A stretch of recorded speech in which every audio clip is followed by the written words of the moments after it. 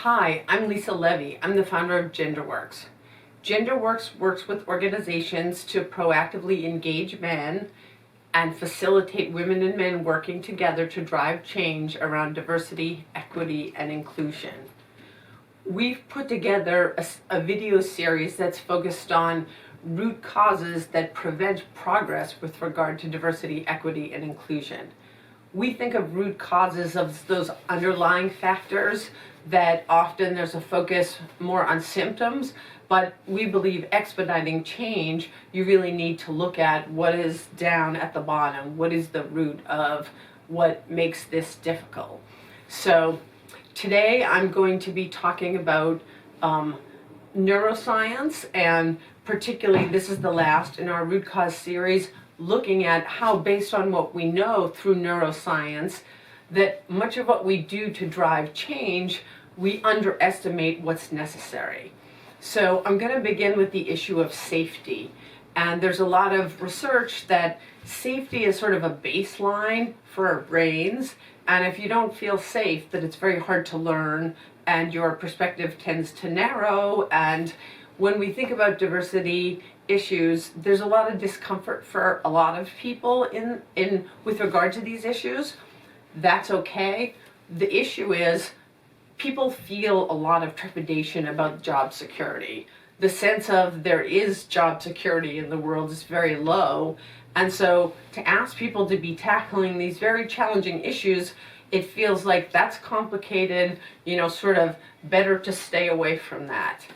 This is a really core issue and we rarely talk about it. Another part of driving change with regard to diversity, equity, and inclusion or change of any kind, is this idea of conscious effort. And we know from neuroscience that it's also critical for us to slow down when we are trying to drive change. That basically when we're sped up, we're on automatic pilot, and in order to combat the biases, you need to be able to slow down. When you contrast that to the pace of experience and the pace of work today, those things don't align very well. A second part is that you also need to be self-reflective to make the kind of changes we're talking about. And that takes time and space, that sort of mind space. There's some great research that looks at how leaders see themselves in terms of creating more inclusive work environments or environments for their teams. And what they found with this research is that those who think they're doing a good job are rated more poorly by the people that work with them and for them, and the people who are more humble about it and see themselves on a learning curve are actually rated more highly by the people who work with and for them. Interesting results. Another aspect of driving this kind of change is that you need both understanding and repetition. So let's start with understanding first. I've been working in the field for 20 years plus, and often I hear the same kind of questions and issues and challenges that I heard many years ago. The reality is issues around diversity, equity, and inclusion are complicated and they're multifaceted, and that takes time to understand and reflect and soak in. Another part of that is learning takes not only exposure, which is a piece of the pie, but it takes ongoing learning experiences. Typically the way this is done in organizations is there's a one-time unconscious bias training or inclusive leadership training, and or maybe a couple sessions, but there's not a mechanism that's built in for ongoing experience that builds in real life things that are happening at work, where people can have support and continue to increase and strengthen their skill base around these issues.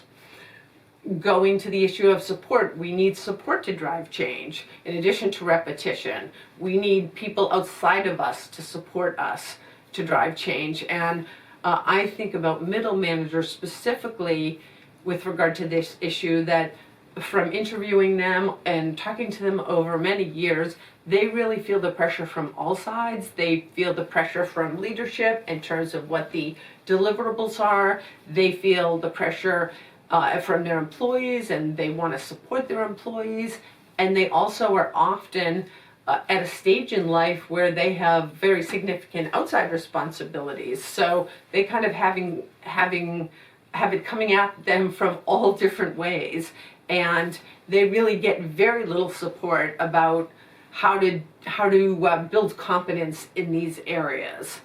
Another thing to think about: you need motivation to drive change.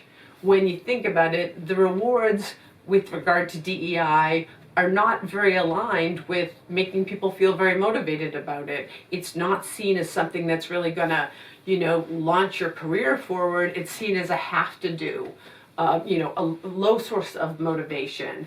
And when I think about, I've interviewed many men who are in business school who are really involved with groups on campus around gender equity issues, and they share going back into the workforce. There might be the big broad statements about this is important, but what they see in their day-to-day lives is not that. They don't see it talked about much. They don't see leaders modeling these behaviors.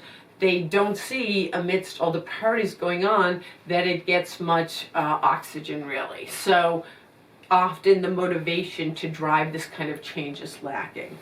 You need resources to drive change, and most diversity groups are very small. They're spread very thin across organizations. So to support this kind of change that really is about changing some of the normal, typical functioning of our brain, that's not something you want to really skip on. But the reality is they tend to be very lightly staffed relative to the workforce. You need will to drive this kind of change. What I mean by that is you are trying to change systems and structures that perpetuate inequities. To do that, you need to have an ongoing way to help people make those changes again. And we tend to go with the low-hanging fruit, have events, do learning activities, etc. Those are great, and those add to our understanding, no question. But when it gets to really changing where the rubber hits the road, we're very shy about that. And I just read a research study pretty recently, and they were talking about people's experience of COVID, and they were particularly talking about work stress and burnout, and people feeling very vulnerable about job security. And so it said over half of managers were encouraged to reach out to employees, see how employees were doing, ask them about their work. But when you looked at the percentage of managers who had been empowered really to say, we can change the deliverables, we can cut back the expectations, it was less than 10%. That kind of differential is very real and very common. So, at one level we are doing some really great stuff, but if we can't make changes around deliverables in the middle of a pandemic, then I don't know what could be a more significant issue to be able to, or to prioritize to do so. And finally, to drive this kind of change, you need vision and long-term vision.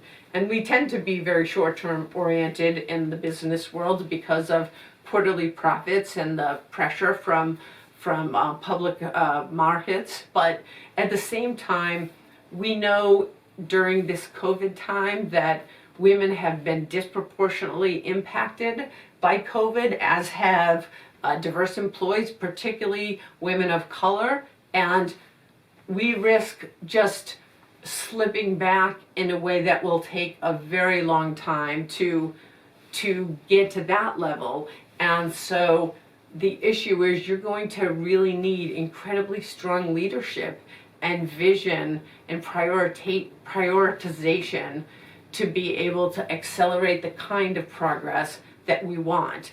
In some ways we have an opening because COVID has turned so many things upside down. But what we do with that opening is up to us, and it'll be very interesting to see how organizations move forth. Thanks so much for listening. If we can be a resource, let us know. You can find the whole series on root causes that prevent progress with regard to diversity, equity, and inclusion on our website, which is genderworks.com. And thank you so much. Have a great rest of your day. Take care.